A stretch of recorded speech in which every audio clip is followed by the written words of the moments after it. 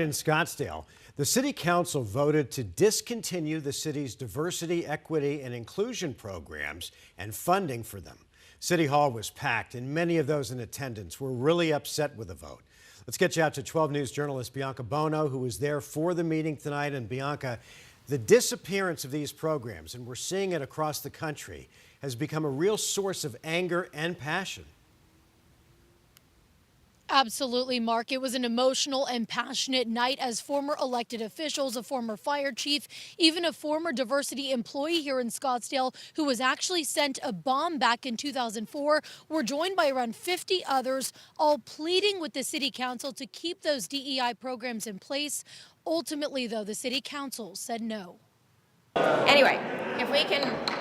Tense moments as Scottsdale residents plead with the city council to reject an agenda item. This office has done transformative work. An item that would defund diversity, equity, and inclusion programs. The city only hires on merit. Maybe you should consider becoming more qualified rather than trying to exclude those who are. Scottsdale's Office of Diversity and Dialogue, later renamed to the Office of Diversity and Inclusion, was created in 1998. The funding for the office for fiscal year 2024-2025 is $716,000. I think it's mean.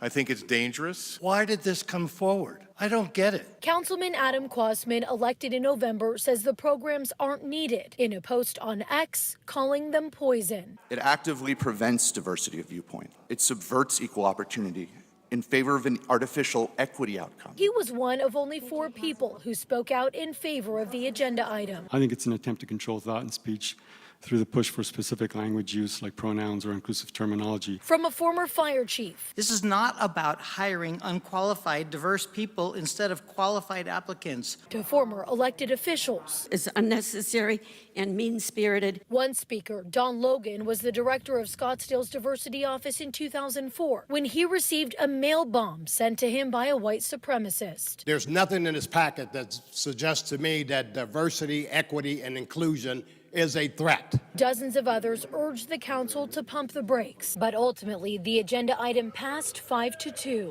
This ordinance was done behind the scenes without a public process. The ordinance says DEI trainings and funding will now be axed, and the current employees who work in those fields will be transferred to other departments. And it's my hope that recall measures start happening for new council members.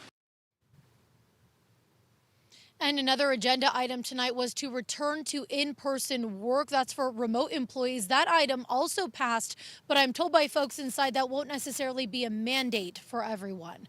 We're live in Scottsdale tonight. Bianca Bono, 12 News. All right, Bianca, thank you for that report.